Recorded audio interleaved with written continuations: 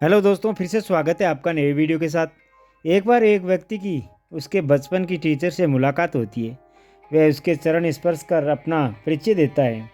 वह बड़े प्यार से पूछती है, अरे वाह, आप मेरे विद्यार्थी रहे हैं।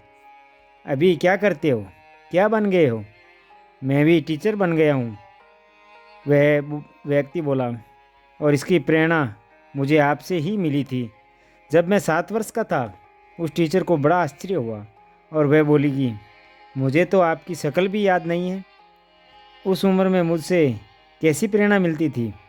वो व्यक्ति कहने लगा, यदि आपको याद हो, जब मैं चौथी क्लास में पढ़ता था, तब एक दिन सुबह सुबह मेरे सहपाठी ने उस दिन उसकी महंगी घड़ी चोरी होने की आपसे शिकायत की थी।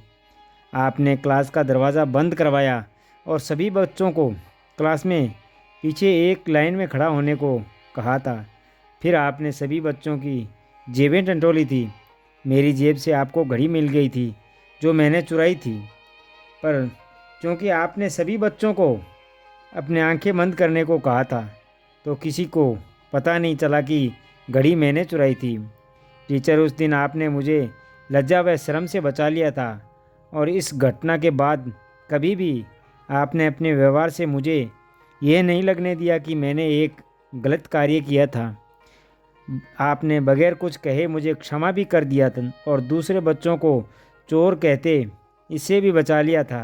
यह सुनकर टीचर बोली, मुझे भी नहीं पता था कि वो घड़ी किसने चुराई थी। व्यक्ति बोला, नहीं टीचर, ये कैसे संभव है? आपने स्वयं अपने हाथों से की गई घड़ी मेरी जेब से निकाली थी।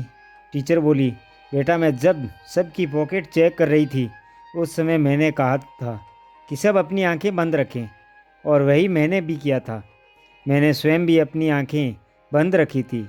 अनुकरणीय आदर्श शिक्षा की प्रेरणादायक सोच किसी को उसकी ऐसी शर्मनाक परिस्थिति में बचाने का इससे अच्छा उदाहरण और क्या हो सकता है। अध्यापक की इस प्रेरणा से पढ़कर अध्यापक बनना बच्चा आधा संस्कार लेकर यदि जीवन में इतना बदलाव कर सकता है, तो विचार कीजिए कि अनुकरण संदेश आप स्वयं भी अपने आंख बंद करके कर लें, जिससे तुलनात्मक आलोचनात्मक सोच आपसे अनुकरण करके जीवन में कितना तुलनात्मक बदलाव किया जा सकता था। आइए प्रण करें कि यदि हम में किसी की कमजोरी मालूम भी पड़ जाए, तो उसका दोहन करना तो दूर, उस व्यक्ति को ये आभास भी नहीं होने देना चाहिए कि आपको इसकी जानकारी है। तो दोस्तों, मिलते हैं अगले नए वीडियो में। तब तक अपना ख्याल रखना, मुस्कुराते रहना। धन्यवाद।